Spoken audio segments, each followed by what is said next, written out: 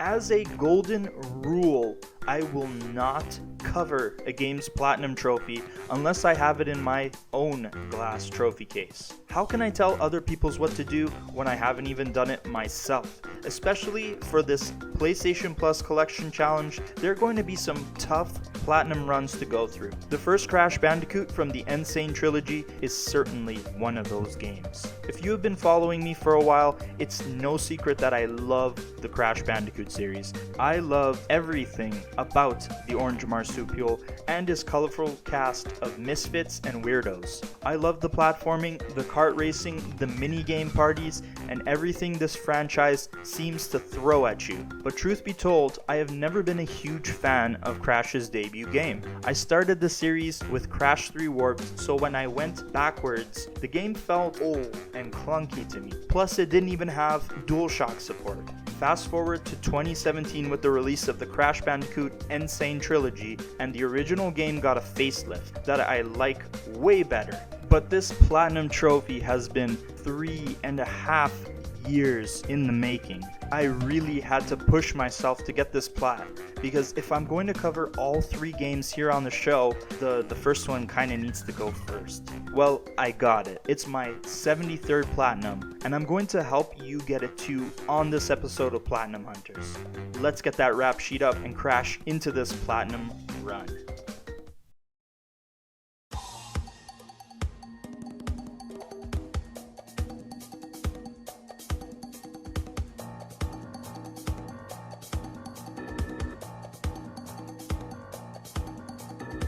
This is Platinum Hunters, the show where we look at everything it takes to get the Platinum Trophy and whether it's worth the effort to achieve it.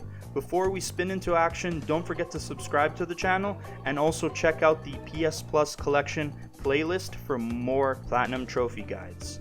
I'm working on getting all 22 Platinums from the 20 games available in the collection, and you're going to want to check out that list to see all of them. But now, let's jump into the trophy guide.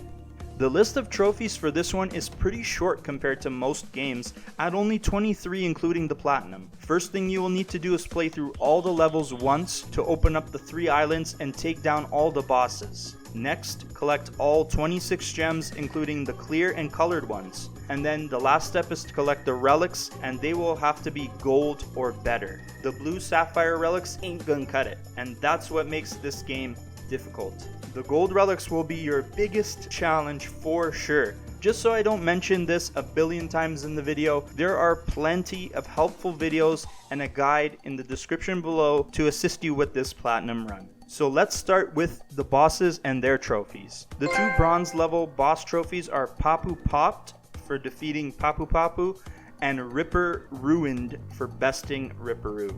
Both of these boss fights are a complete joke and super easy. The silver tier trophies are Koala Conked for outsmarting Koala Kong and Pinstripe Patooey for making Pinstripe Potteroo swim with the fishes.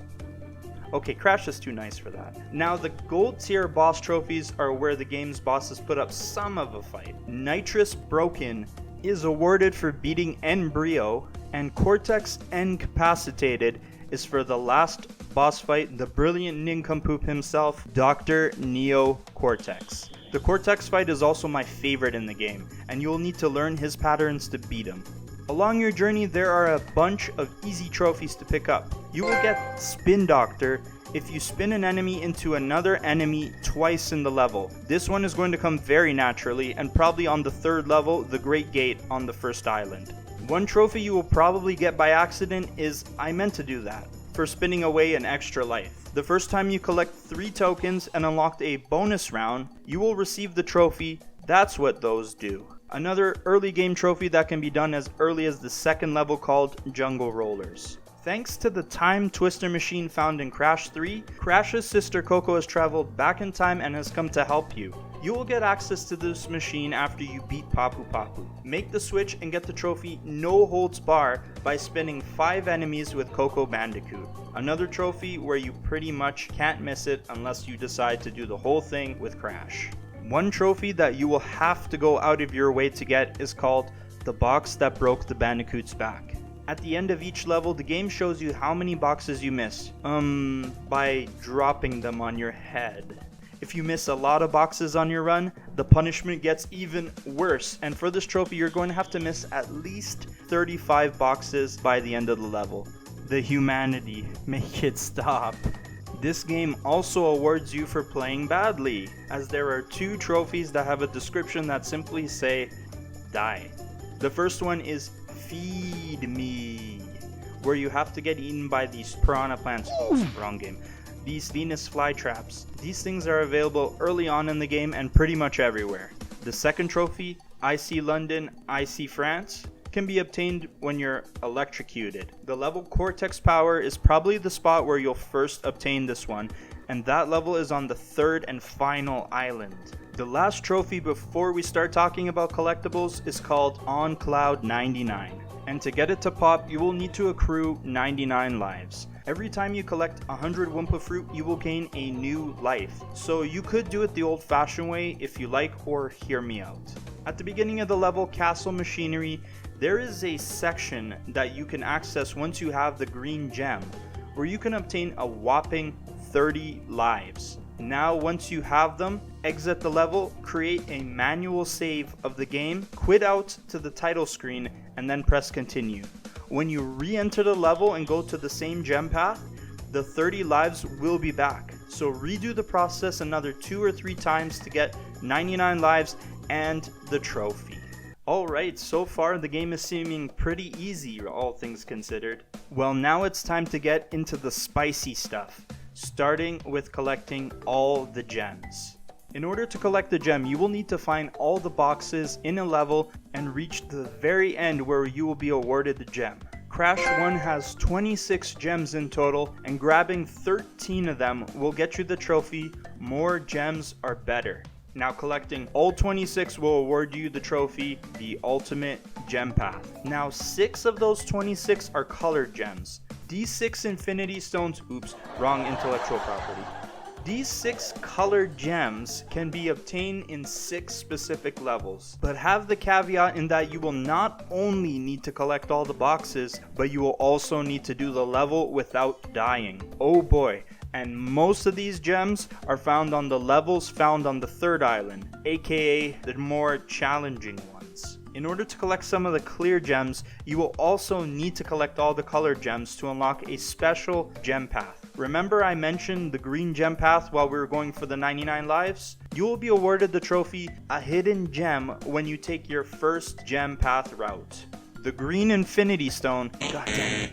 The green gem is obtained on the level The Lost City, and you will have to get the boxes in both the Tana bonus round and the Embryo bonus round. One thing I forgot to mention is if you die in the bonus rounds, that's okay. You don't have to start the run all over again. Just keep playing the bonus rounds till you beat them. You will need the green gem for the gem paths in the aforementioned Castle Machinery level, and as well Jungle Rollers. The next one is the orange gem, found in the level Generator Room. This level is tricky with lots of moving platforms, falling platforms, and weird angle jumps in 3D space. Definitely one that needs some practice, but you will need this gem for the gem path in the level Upstream. Immediately following that level, you can do the blue gem in Toxic Waste, which is the easiest level to beat.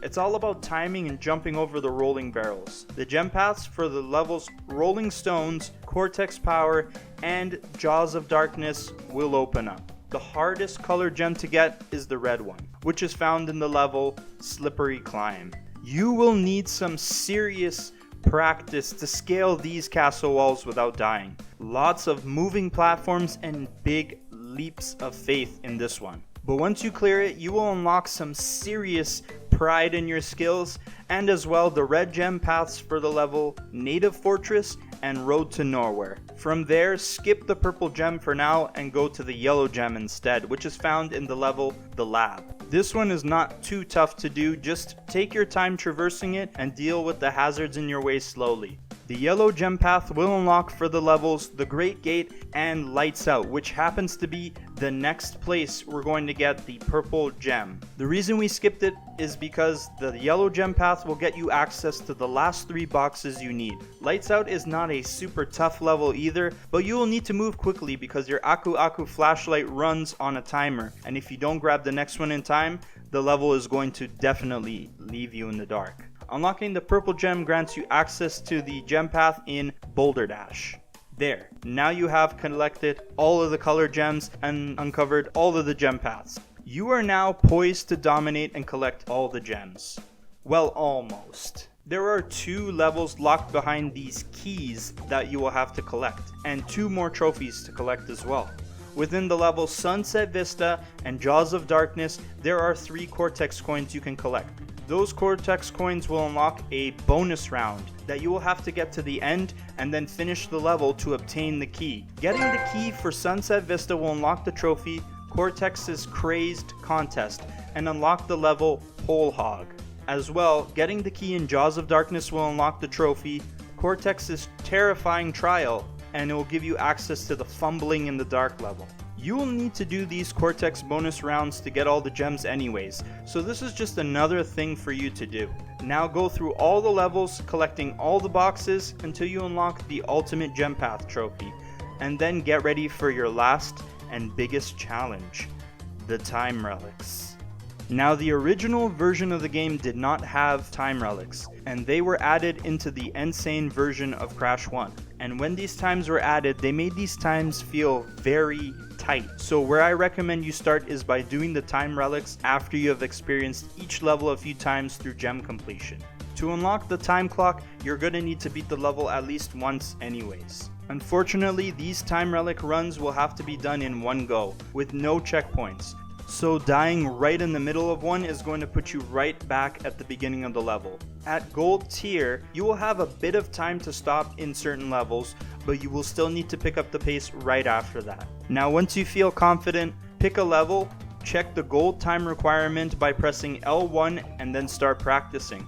Clear each level one by one until you collect the trophy Catch Me If You Can for collecting 5 time relics at any grade. And then make sure you improve those so you can get the trophy Could Go All the Way for collecting 10 relics that are graded gold or better. So far so good. You've probably gotten some gold relics and maybe even some platinum grade ones. But in your pursuit to get the final trophy on this platinum run, there are going to be some levels that are going to stand in your way. To get the trophy, practice makes perfect for collecting all 26 relics at gold grade or better. There are a few levels you will most likely spend the most time on. I certainly did. And here are the last 5 levels I struggled with to get the trophy. Guides for every level will be available below. The lab is a pretty easy level all things considered, but not when you're under a strict time limit. To get the gold relic, you will need to time your start with the obstacles in the level, so wait just a split second before you grab the time clock. That way, most of them will be in a state where you can pass them safely without stopping. Later in the level, you also have to spin a lab assistant at a very certain angle straight through the door to take care of some TNT crates on the other side. Definitely not the worst run, but definitely takes practice and will rack up a death count. Next came Native Fortress, which isn't inherently a tough level, but there are some annoying parts that could flub your run. The parts where you have to spin the platforms from their upright position and then bounce on the metal crates had me fuming when I messed them up. Plus, the last stretch of the level can be pretty stressful. Thankfully, you can take advantage of this shortcut that alleviates some of the stresses of the final part of the run. At 2 minutes and 25 seconds, it's also one of the more longer gold time relic runs. This list would not be complete without mentioning the infamous Slippery Climb. This one also took me a while to do, with its platforms that are either rapidly moving back and forth or moving in a windmill pattern, making jumps very difficult. However, I found most of the challenge in this level is found at the beginning and middle section of the run. It's also entirely in 2D space, so I didn't have to worry about depth perception. As I got closer to the end, the level felt like it was getting easier to do, but don't let my words fool you. It's still a Herculean level to beat, but it didn't end up being the most difficult one like I thought it would be. The Lost City was already pretty challenging when it came to its gold relic run, but then it came time to do the longer and more difficult version of it called Sunset Vista. This level's gold relic run is the longest in the game, clocking in at 4 minutes and 10 seconds. It's not the most difficult level to traverse, but because you have to do this without dying, I spent a tremendous amount of time on it. There are many sections in this level with moving platforms and obstacles that will jump out at you. A lot of muscle memory and memorization is required, and unlike Slippery Climb, the level keeps getting progressively harder as you go. I've gotten to the top of this climb and inside of the end only to mess it up and have to restart the run. This was the second last gold relic I got and it wasn't even the toughest. My God. The high road. The damn high road. This sanity reducing level is by far the toughest one. We went from a run that is 4 minutes and 10 seconds to a run that's 1 minute and 11 seconds. Yet, this level feels like there is more room for error with its falling platforms, huge leaps of faith, and icy patches. The other bridge level, Road to Nowhere, was pretty tough, but that level was child's play compared to the high road.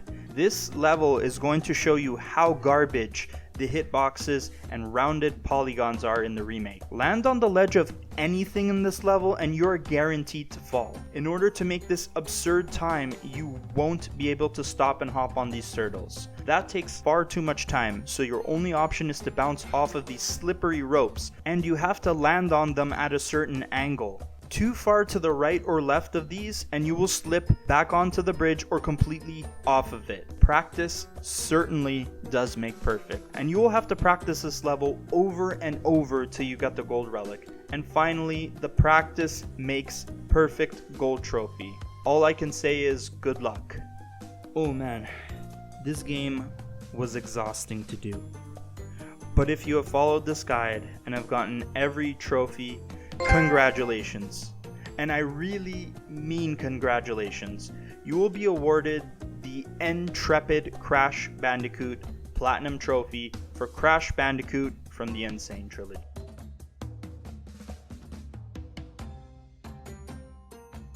For my 100% completionists out there, you are not done yet. Vicarious Visions released a level pack as DLC called Lost Treasures, which features another level to beat and 2 more trophies. This level was also created way back in 1996, but was cut from the original game because the Naughty Dog devs thought it would be too difficult. It lay dormant inside the code, only accessible by use of a Game Shark and in an incomplete and buggy state.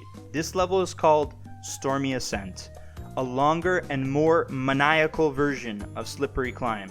Yeah, it's the hardest level in the game, full stop. For the trophy, the Crown Jewel, you will need to get the Clear Gem, which involves doing the Embryo bonus round as well. But the biggest challenge is the trophy, an Ancient Antiquity, which requires you to get the Time Relic at Gold tier or higher, just like the rest of the game. The Gold Relic Run puts Slippery Climb, Sunset Vista, and the High Road to shame. At 4 minutes and 30 seconds for the gold relic, there is plenty of room for you to be impaled or fall to your death. As of recording this video, I was able to get the clear gem for this level, but I have yet to get the sapphire time relic, never mind the gold one. I will keep you guys posted should I ever get it.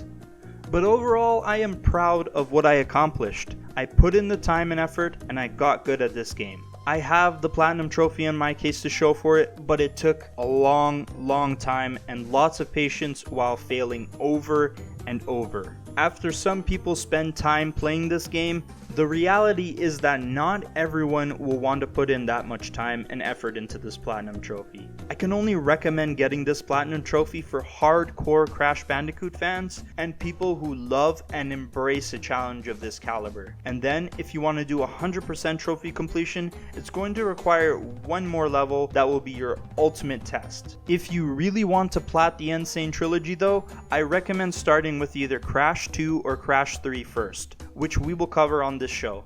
Then tackle this one if you're still up for the challenge. Thank you guys so much for watching this. I hope my anguish translated from the script, from my voice to the recording, and I hope you guys enjoyed the video. This was definitely a tough one. I wanted to make sure that there is a trophy guide for this with helpful hints and tips. So if you guys are here listening to me at the end of this video, give this video a like. Also subscribe to the channel for more Platinum Hunters trophy guides, and I'll see you guys in the next video, which by the way is going to be another PS5 title, but I'll see you guys then. Peace out.